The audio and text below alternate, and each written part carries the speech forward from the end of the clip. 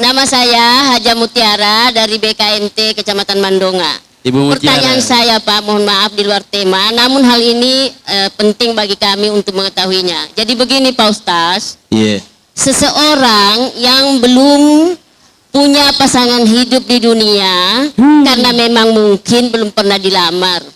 Apakah ini memang bagian dari takdir dan di hari kemudian nanti memungkinkan akan diberikan jodoh yang terbaik dari Allah. Namun juga Pak Ustaz, ada juga seorang perempuan belum punya pasangan hidup tapi sudah sering dilamar tapi tidak jadi-jadi.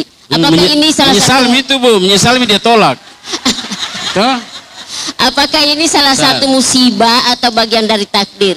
Sama halnya juga Pak, seorang wanita kadang kasihan Pak, sering ditinggal atau sering dicerai, kawin dicerai lagi sama suaminya. Apakah juga ini Pak musibah atau memang bagian dari takdir?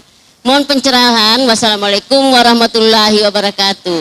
Apakah kalau kemudian menjomblo itu takdir, musibah, atau nasib? Ya kan? Jadi begini. Ada bilang Pak Ustaz, siapa suruh kau tolak dulu? Jadi begini.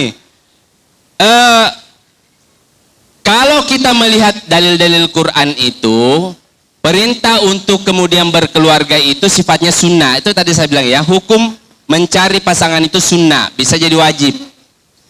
Bahkan nanti hidup menyendiri dibolehkan. Kenapa? Karena ada ayat tolak. Kalau kemudian kita hidup satu atap tapi bertengkar saja kerjanya, tidak lama ada yang hilang giginya, lebih baik kita berpisah. Kan begitu? Lebih baik menyendiri. Jadi kalau ditanya apakah sendiri itu kemudian tidak baik, belum tentu, bisa jadi dia baik. Karena di Quran juga dilegalkan hidup sendiri, boleh. Pak Ustaz, kalau laki-laki istri-istri tambah lagi boleh ya? Wah ini dia intercept saya ini, pertanyaannya menakutkan. Jadi boleh itu orang hidup sendiri, apakah musibah? Tidak. Jadi kita itu menikah itu hanya salah satu sarana beribadah, bukan tujuan itu menikah. Bahkan nantinya kalau kemudian orang itu dalam pernikahan tidak bisa dipertahankan, maka dibenarkan untuk bercerai, talak. Talak itu ada ayatnya, legal dia, dibolehkan. Kalau dia mau menikah lagi silakan, tidak menikah lagi tidak apa-apa.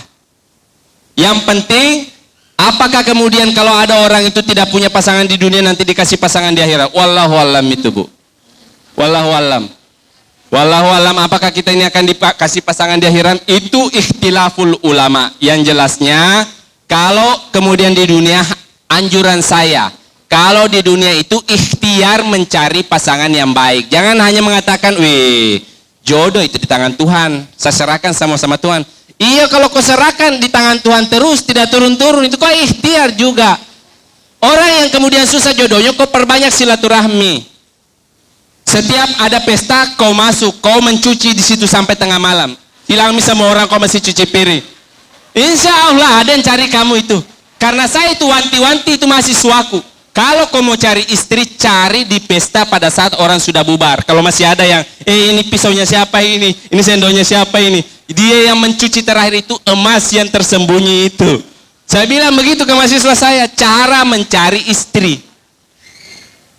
Jadi nanti kasih tahu Mianata supaya dia mencuci piring. Pak Ustaz, kalau saya masih bisa cari-cari.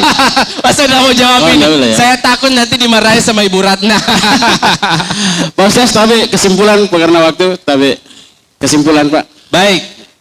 Jadi sumber-sumber hukum Islam itu kelihatannya awalnya hanya Al-Quran dan Sunnah, tetapi nanti berkembang bahwa ada sumber hukum Islam yang tidak disepakati. Istislah, istihsan, istishab, saduz zara'i, fatwa sahabat, kemudian urf Madinah, semua itu nantinya ada perbedaan pandangan di sana.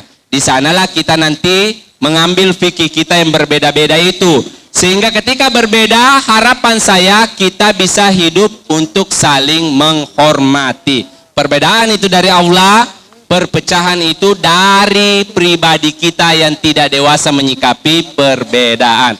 Sekian dan terima kasih.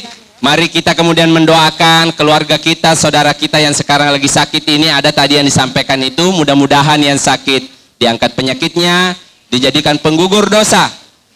Hajat dan harapan ibu-ibu ketika berangkat ke sini, seluruh suami kita dimudahkan dalam pekerjaannya.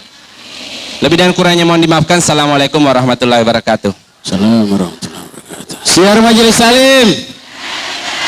Kendari bergerak. Alhamdulillah, ibu-ibu, sebelum kami tutup acaranya, kami sampaikan bahwa insya Allah Gema Islami kerjasama dengan RRI hari Jumat di Masjid Pink, Kecamatan Baruga. Ya, Gema Islami kalau dulu Suara di Buluk Suro, bekerjasama dengan RRI.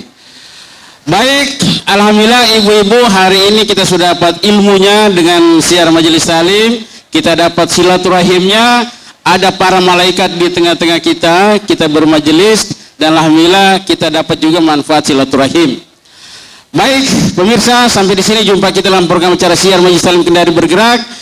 Dari Gedung Datrako Kendari, kami ucapkan terima kasih sebanyak-banyaknya kepada Ibu Salma Dahri yang telah menyiapkan lokasi syuting siar Majelis Salim Kendari Bergerak, dan juga terima kasih kepada Ibu Pengurus BKMT Provinsi Sulawesi Tenggara, BKMT Kota Kendari, BKMT Kecamatan Kota Kendari. Billahi taufiq wal hidayah. Assalamualaikum warahmatullahi wabarakatuh.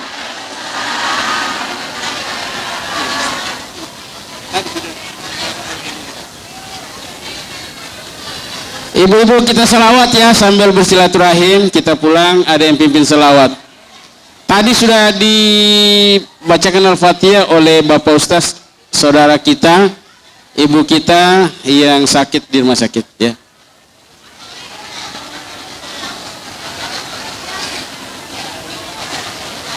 Selawat.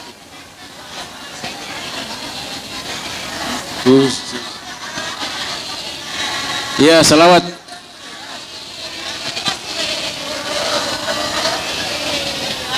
Wadawaiha wa afiyati abadani wa sifaiya wa nuril abaswari wa diyaiha wa ala alihi wa sahbihi wa sallim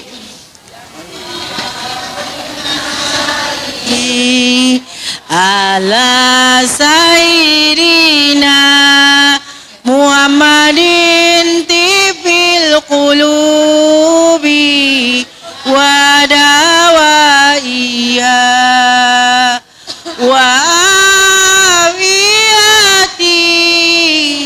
abadani wa sifaiya wa nuril abaswari wa diyaiha wa ala alihi wa sahbihi wa sallim wa ala alihi wa sahbihi wa sallim. Assalamualaikum warahmatullahi taala wabarakatuh.